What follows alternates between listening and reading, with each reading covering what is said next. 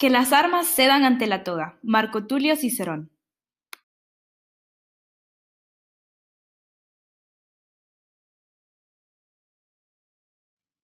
La justicia universal. Cuando hablamos de la justicia universal, nos referimos a un principio jurídico aplicable en el derecho penal, respecto a la jurisdicción para juzgar delitos que afecten a la comunidad internacional.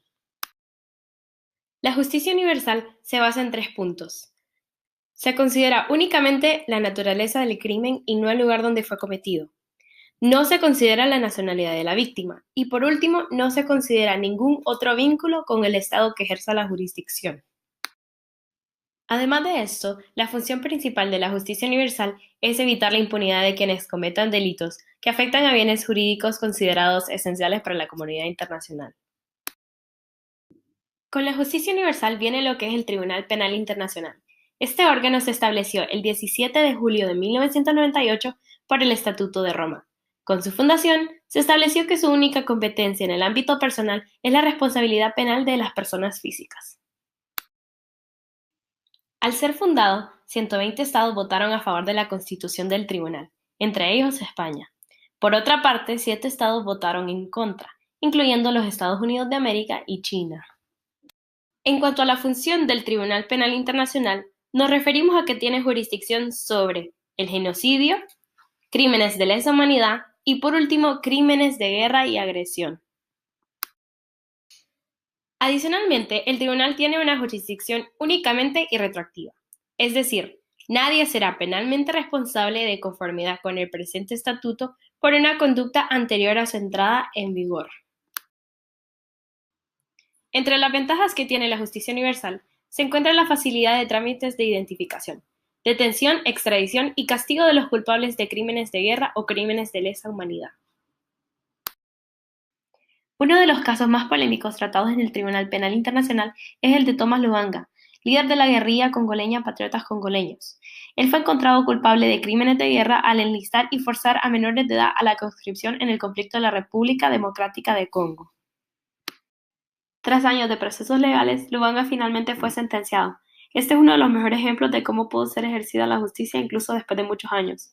Del mismo modo, vemos cómo incluso un país de bajo desarrollo está comprometido con la justicia internacional. Claro ejemplo del deseo de superación y de justicia de un pueblo desolado por años de guerra civil y deseos de paz. Entre las desventajas de la justicia universal, se establece que tiene numerosos límites. Por ejemplo, solo se puede juzgar crímenes de guerra y agresión, crímenes de lesa humanidad y genocidio. Adicionalmente, tiene límites temporales. Únicamente tiene jurisdicción por crímenes cometidos después de que el tribunal entró en vigor. También tiene límites convencionales, lo que significa que solo puede ejercer su competencia cuando el crimen haya sido en un Estado miembro o que el acusado sea nacional de un Estado miembro, salvo que sea encomendado por el Consejo de Seguridad de la ONU. Además, tiene límites políticos. El Consejo de Seguridad puede pedir al tribunal que no inicie o suspenda un enjuiciamiento por 6 meses renovables. También tiene límites derivados del principio de oportunidad, es decir, que la Corte puede inadmitir un asunto porque no lo estima de gravedad suficiente y el fiscal puede desistir de la investigación si considera que no es relevante en el interés de la justicia. Una de las polémicas más grandes que se presentan frente al tribunal es que la geopolítica internacional tiene una gran influencia en la institución. Tal es el caso del fallo de la Corte en favor de Israel en el año 2014. Varios países mencionaron la falta de independencia y transparencia del organismo frente a las demandas de las naciones más poderosas. La justicia universal y la jurisdicción española. Regresamos unos años atrás cuando España votó a favor del Tribunal Penal Internacional en 1998. En cuanto a la legislación española, la Ley Orgánica del Poder Judicial establece por medio del artículo 23.4 que los tribunales españoles ejercerán jurisdicción universal sobre los crímenes contra la humanidad.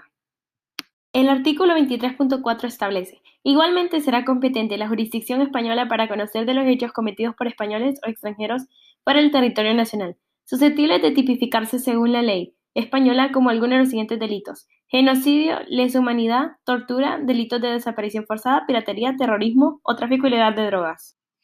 El problema restrictivo del principio en España. En general, se entiende que la ejecución del principio de justicia universal debe estar limitada por razones de seguridad jurídica. En el caso de España, estas restricciones están contempladas en la Resolución 327 del 2003, promulgada por la Segunda Sala del Tribunal Supremo. El problema radica en que el contenido del anterior documento podría contradecirse con el artículo 23.4a de la Ley Orgánica del Poder Judicial. se produce una vulneración al derecho fundamental a la tutela judicial efectiva, en su modalidad de acceso a la jurisdicción. En conclusión, después de todo lo presentado, podemos asegurar que la justicia universal es un elemento clave. Como diría Conde Pumpido, jurista español y magistrado del Tribunal Constitucional, el ejercicio de la jurisdicción universal contribuye a la consecución de un mundo más justo y seguro.